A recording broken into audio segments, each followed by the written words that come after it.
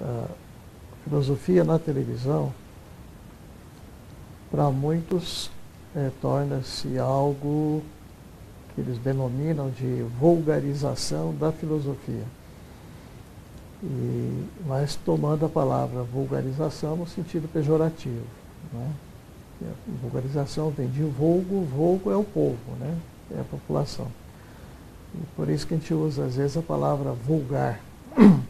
Isso é muito vulgar, como se as coisas que o povo faz sejam coisas menores ou negativas, né? Eu acho muito ruim essa maneira de falar.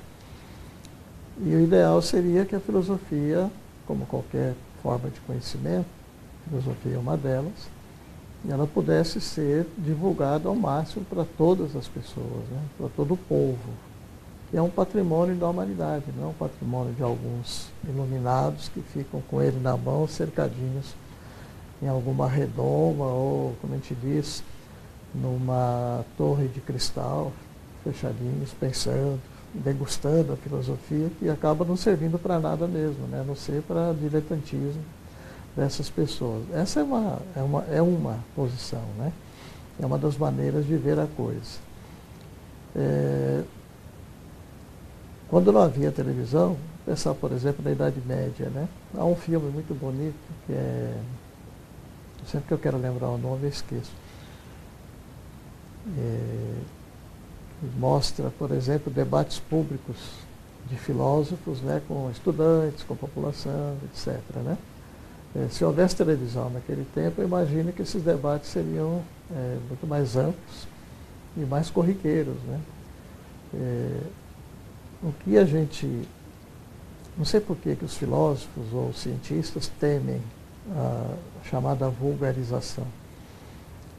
O máximo possível, as produções científicas, filosóficas, literárias, artísticas, deveriam ser expostas, mostradas, divulgadas para todas as pessoas, porque isso alimenta a compreensão das pessoas, a maneira de entender as coisas, etc., né? Nem todo cientista, nem todo pesquisador tem facilidade de comunicação com a população de modo geral. Mas há pessoas, há cientistas, há pesquisadores, há filósofos, há artistas, há literatos que têm uma facilidade grande de comunicação, e me parece que seria uma obrigação dessas pessoas de divulgarem o resultado dos seus conhecimentos, das suas produções, até porque tudo que as pessoas fazem, eu vou dizer, tudo que eu faço, por exemplo, é financiado, é pago pela sociedade. As minhas pesquisas na universidade, o meu mestrado, o meu doutorado, eu fiz com bolsas, por exemplo, do CNPq, que é um órgão público, e isso resulta de impostos que são colocados à disposição dessas áreas, né? E assim também todas as universidades federais são custeadas com dinheiro de quem? Do vulgo. Ninguém fala assim, fala do público, mas é a mesma coisa, né? Então, deveria haver uma devolutiva disso. Claro que essa devolutiva, ela ocorre nos cursos superiores, por exemplo. Vamos pegar o caso da filosofia.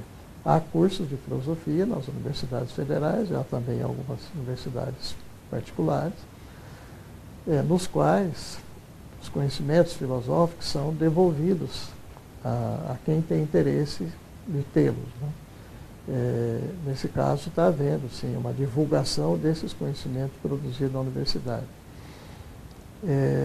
Quando se pensa em oferecer o acesso a esses conhecimentos fora da universidade, fora das escolas, fora da educação chamada formal, parece que há um certo constrangimento das pessoas, né? E, no caso, seria na televisão. A televisão hoje é um veículo fantástico, né? E atinge milhões de pessoas, e pode muito bem ser um veículo de boa divulgação. Acho que a palavra boa aí é que importa.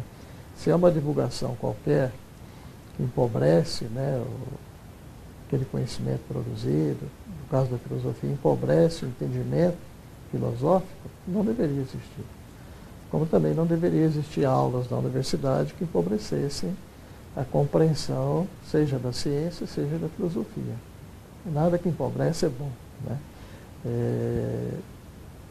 Então, eu não vejo nenhum preconceito, nenhuma avaliação negativa a presença de programas, de situações nas televisões que possam oferecer acesso a esse conhecimento filosófico. Eu confesso que eu não vi muitos programas, eu vi alguns. Eu fiquei curioso quando a Mosé, por exemplo, apareceu no Fantástico, fez sucesso, etc. Né? Não eram poucos minutos, né? 8 minutos, me parece que era a duração daquela aparição, o que em televisão é muita coisa, mas é um tempo curto para um debate, no caso da filosofia, que mereceria um alongamento maior para provocar reflexão, a criticidade, etc. Mas não deixa de ser um primeiro convite, uma primeira iniciação a essas questões que a gente chama de filosóficas. Né? Hoje, muitos de nós que trabalhamos na área de filosofia temos consciência de que não é propriedade da filosofia, só da filosofia, o desenvolvimento de um pensamento crítico.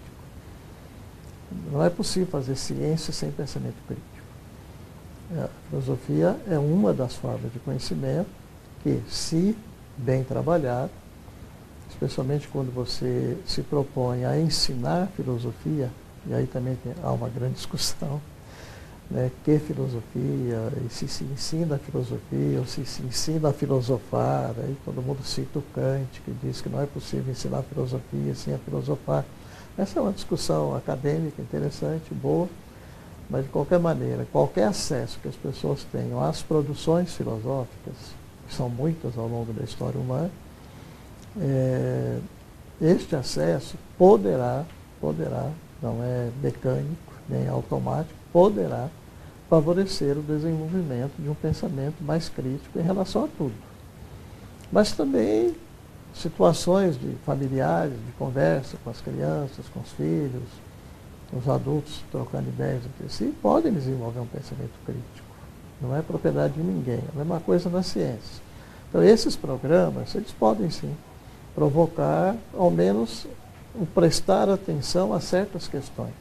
Você coloca questões, por exemplo, de gênero, questões relativas às classes sociais, questões relativas às injustiças sociais, à diversidade cultural, ou questões relativas à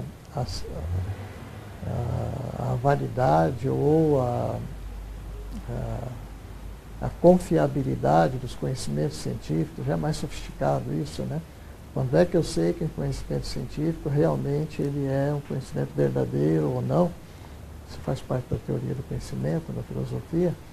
Que critérios eu tenho, né, para definir ou para afirmar que determinado conhecimento me diz a verdade a respeito do mundo ou não, ou a respeito de certos fenômenos ou não? Ou a discussão a respeito de critérios para ter certa garantia, a gente nunca tem total, absoluta, de que determinadas maneiras de agir são boas e outras determinadas maneiras de agir não são boas, aí você cai no campo da ética. Ou, por exemplo, afirmar que é fundamental que se respeite a dignidade das pessoas, aí você cai no campo tanto da ética quanto no campo da antropologia filosófica. Ou que o poder deva ser democrático ou deva ser autoritário, você cai no campo da filosofia política.